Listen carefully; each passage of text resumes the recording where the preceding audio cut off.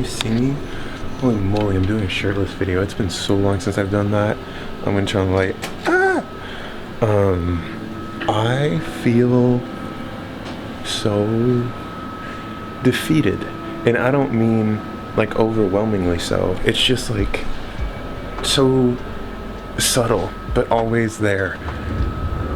And I feel like I always take a turn, and it's like something that I was invested in, that I saw, is it gonna focus? As being the potential right way, something that was gonna get me out of a bad situation, is wrong. Or I really have to shut it down to heal. I'm just being put in situations and having to do things to progress in life that I'm not used to. And it feels very defeating because it's an uncomfortability that I'm unfamiliar with. And so it's very weird to navigate through it and still have the same level of hope and faith that things are going to get better as compared to the past. But in the past, I was making the same mistakes over and over and over again.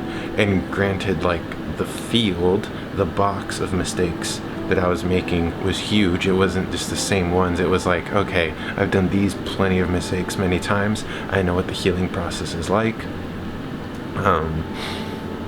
So I understood what it was going to take, how long it was going to take, and I understood, and by understanding that, it was very easy to have faith that things were going to go well. But I've made very serious lifestyle decisions that have completely changed the box of problems that I'm going to face. And a term for it would be new levels, new devils. My life is just different. I'm not at the same level that I was before. I don't use drugs. I don't use any type of substance. I eat in a very different way. I am a faster. I fast. I just actually broke a 4-day fast, my longest that I've ever done, about 3 days ago. And after tomorrow, I'm going to engage in another fast. I have a partner now. I have a girlfriend. That is a level of socializing, which was, and not only a level of socializing, but a level of commitment, a level of responsibility, which simply wasn't present in my life prior. And I'm trying to act on dreams. I'm not letting myself be so satisfied and so comfortable with certain situations.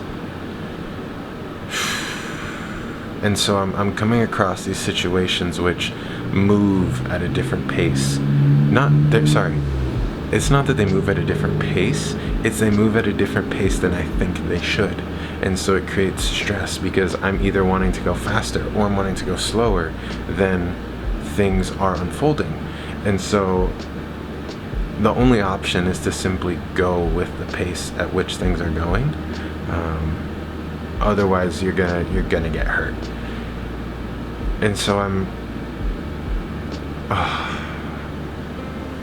like with the eating thing, really having to just shut it down for the day, really just feeling low energy when I'm going through a detox. And I don't like saying those words because a lot of people see them as just like a buzzword. Like, in health, people are like, oh, detox this, detox that. But I mean, like, I'm seeing old things come out of me. I'm seeing foot-long things of slime, white mucus, parasites come out of me. I'm seeing, I could keep going, but I'm sure you don't want to hear about what's leaving my body. But when you get into these,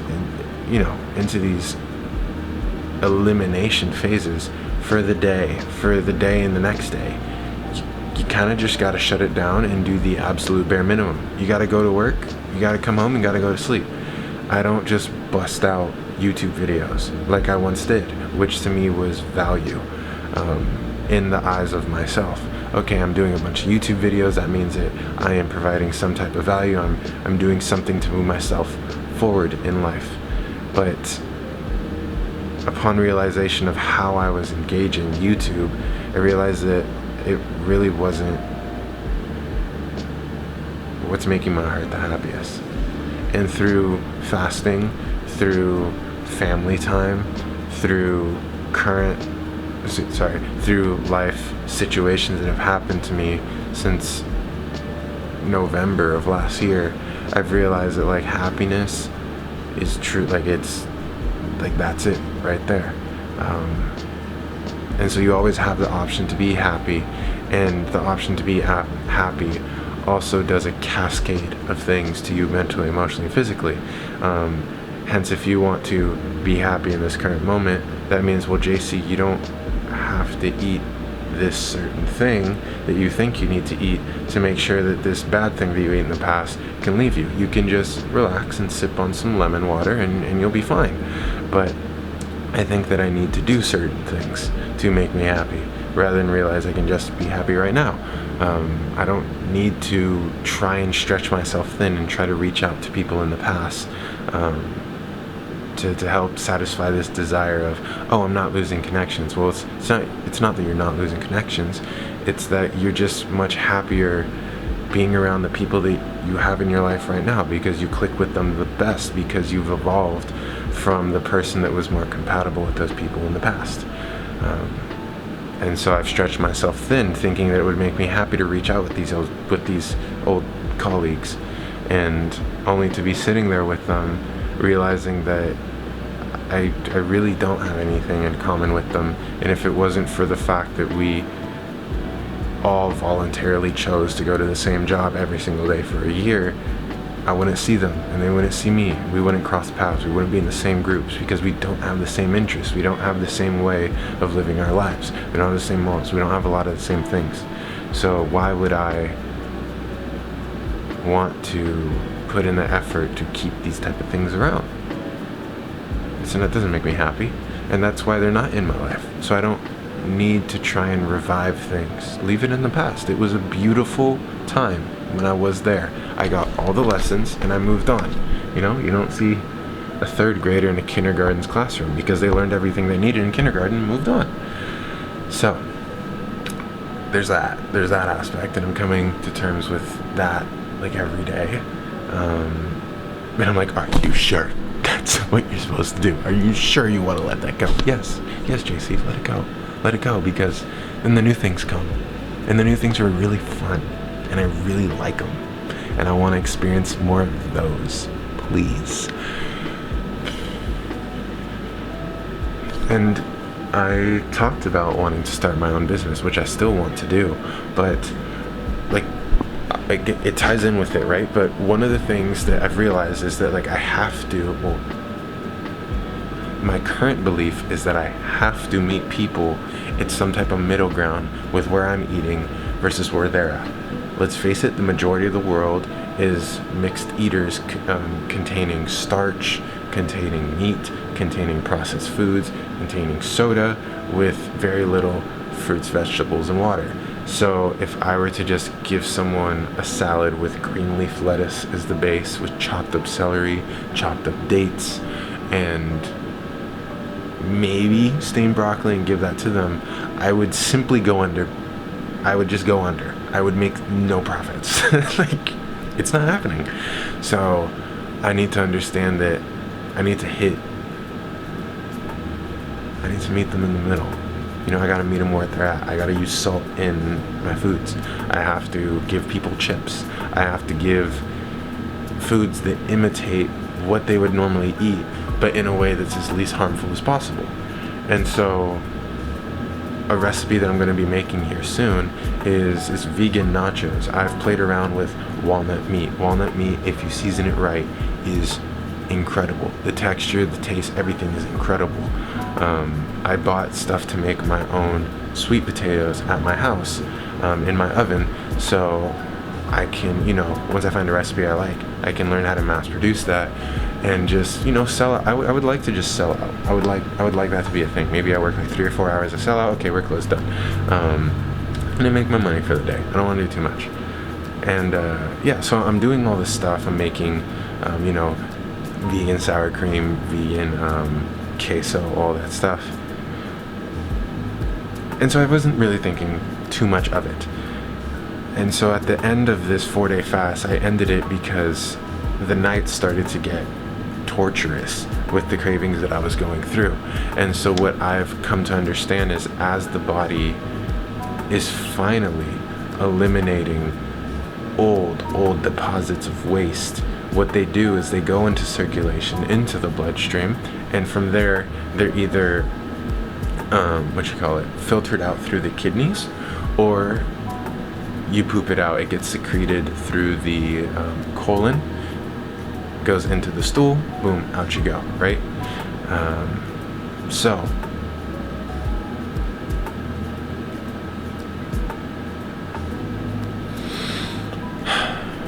one of those things was sour cream and cheddar ruffles.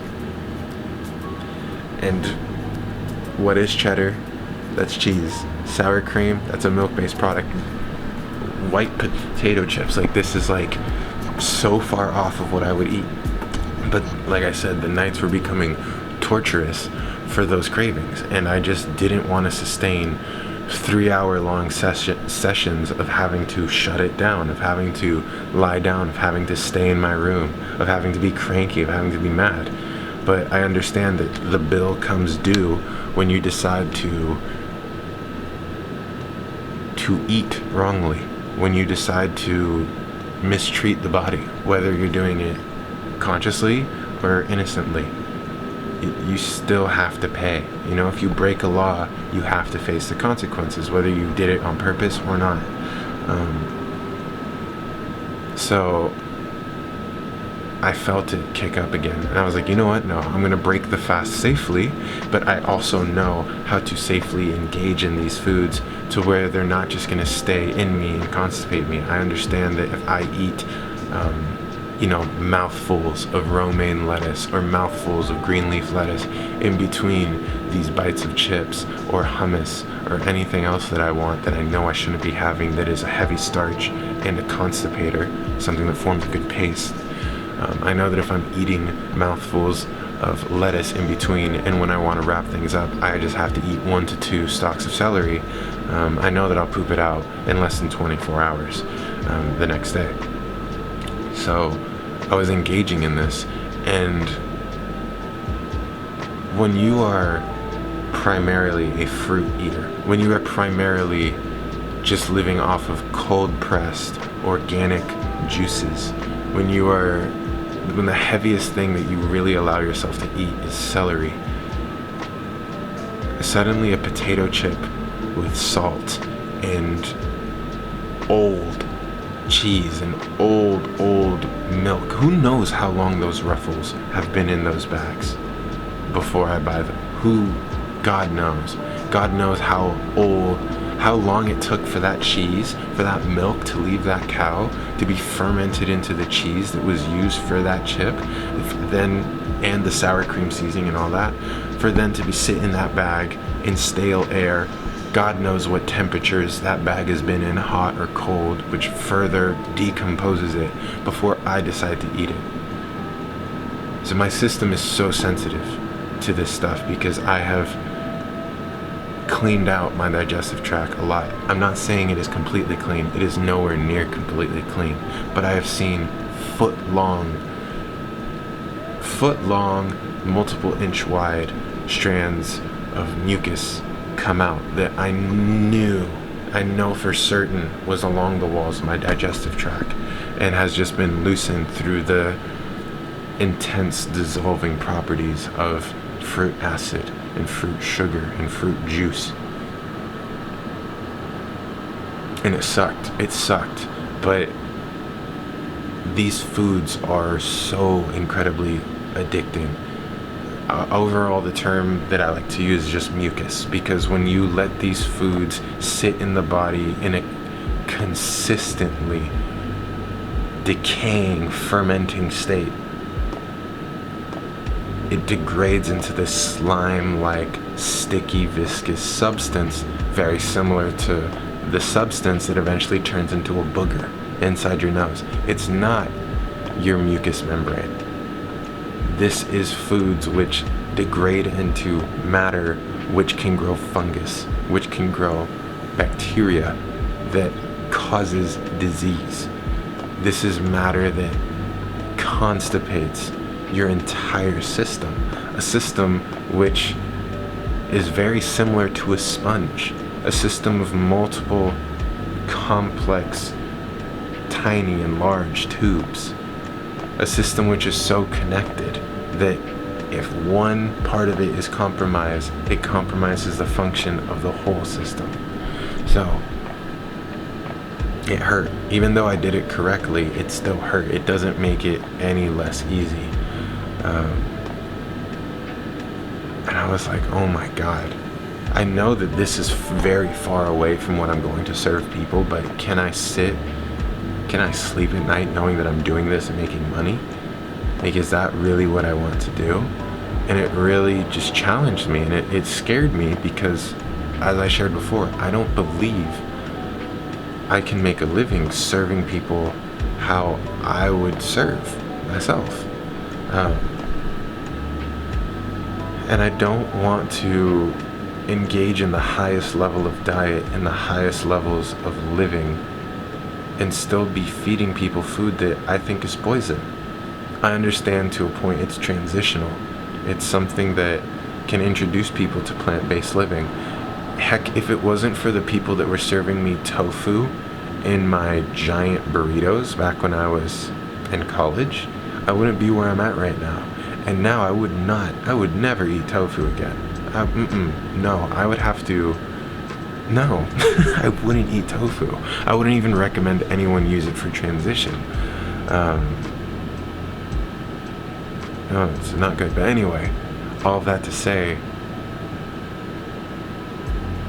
I feel like it's evil to serve that. And so I still haven't made it yet, because now I'm at this I consider it a pivotal point of like, do I want to move forward with this? And the answer is, inside me, is yes, but I'm just much more aware of what I'm giving, and I don't want to be giving crazy foods. Like, I understand that, you know, the American likes their sauces, the American likes their fats, the American likes that richness, that saltiness in the food, but I don't want to compromise. I'll meet them where they're at, but they gotta meet me. That makes sense. Like, I'll meet you in the middle, but you gotta meet me.